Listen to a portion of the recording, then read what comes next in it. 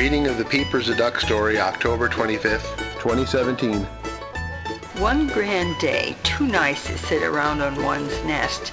Mrs. Peking and Mr. Black Duck, a black Swedish duck, decided Mrs. Peking should lay her egg in Mrs. Muscovy's nest.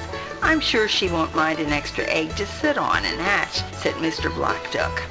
"Then we can go to the meadow and eat some of the tiny new sprouts of spring grass." Time flew quickly by, as it only seems to after the winter is just about over. In about 5 weeks, do you know what happened?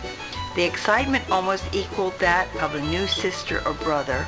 When the day before Easter, Miss Muscovy hatched her brood. They all looked very ordinary and delightfully yellow and cuddly. That is, except that one unusual fellow, who probably wondered why he didn't look like the rest of the gang.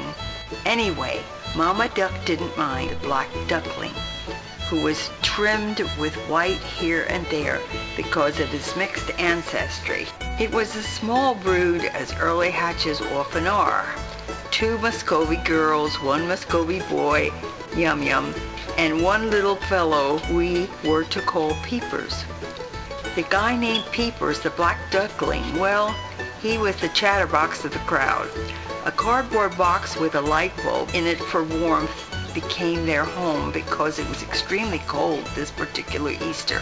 However, Peepers always preferred to be taken from the confinement of his box home so he could roam through the house, following after Adam and Ruthie with his unusual peep, peep, peep. He was so very tiny that the children often put him in a tiny individual serving fruit dish, and there was still room to spare in there. Goodness, how spoiled Peepers became because he looked so different and talked so much.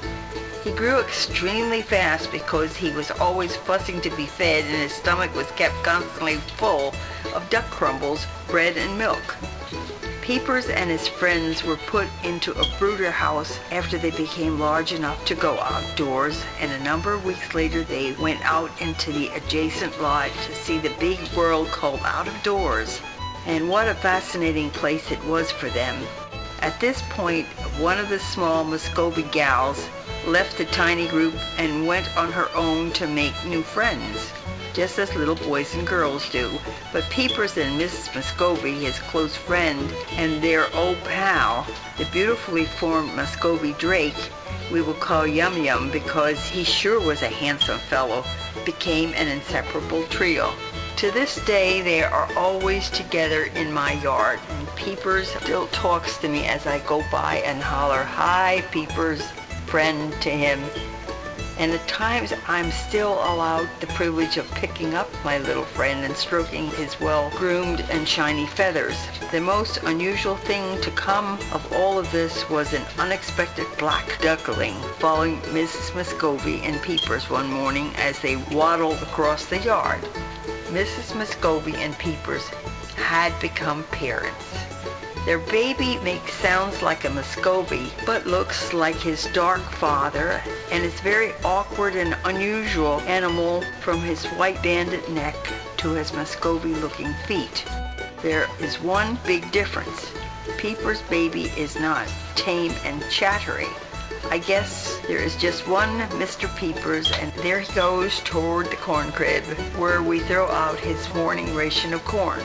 There never has been such an inseparable trio as Peepers, Yum Yum, and Miss Muscovy, and I know it will always be that way till death do them part. Written in 1971.